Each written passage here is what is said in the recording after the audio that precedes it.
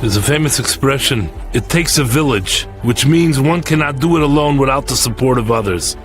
When Yosef HaTzadik was faced with his nisayon of Eshes Potifar, Rashi quotes Chazal, "Nearest loy dumus diuknoi shel aviv," an image of his father appeared to him to help Yosef stave off her advances. Even the great Yosef HaTzadik couldn't do it alone.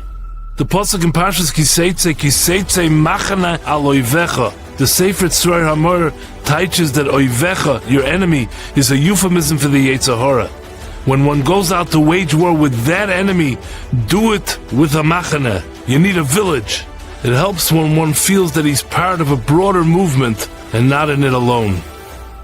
Rav Gadol Eisner, the great mashgiach in Yeshiva Chedush Harim of Bnei Brak, spent time in the Lodger ghetto. You weren't allowed to leave your house at night. One evening he gets a knock at the door, which usually meant it's all over. He readied himself for the inevitable, answered the door, and to his surprise, standing there was his Yedid Nefesh, his friend from the yeshiva, a choshev younger man, a roish chabura, a mashpia, and he says, "Come in, what can I get you?" He says, "I'm not here for that." Rewind 2 days. 2 evenings before, this younger man received a knock at his door. It was the Nazi Russia who took a submachine gun and gunned down his wife and children in front of him. He says to him, "For the last 2 days I've been thinking what I did wrong to deserve what I got. I can't think of anything. Everything I do is for the Rabino Shalom. I decided tonight I'm cutting off my payas and my beard, and I'm giving up Yiddishkeit altogether.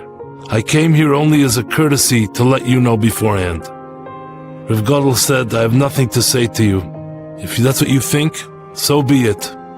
He turned around to leave, and Rav Gadol said to him, "Aber was soll ich sagen zu the Chevrá? What will I tell the Chevrá who will be eis mensch when they hear what you did?" He turned around and left, never to be seen again. Decades later in Bnei Brak, Rav Gadol was approached by somebody, a Yid with a tzura, and he says to him, "You recognize me?" He said, "No." The Yid said, "Der Borden Payas, das belonged to the Chevrá." It was the village that saved him. When we're bombarded with nisyonis at every turn, we've got to feel like we're part of a Chevrá, 100,000 strong, people inspired and empowered by Vayimoyen. And we need to ask ourselves, was will mir sagen zu the Chevrá?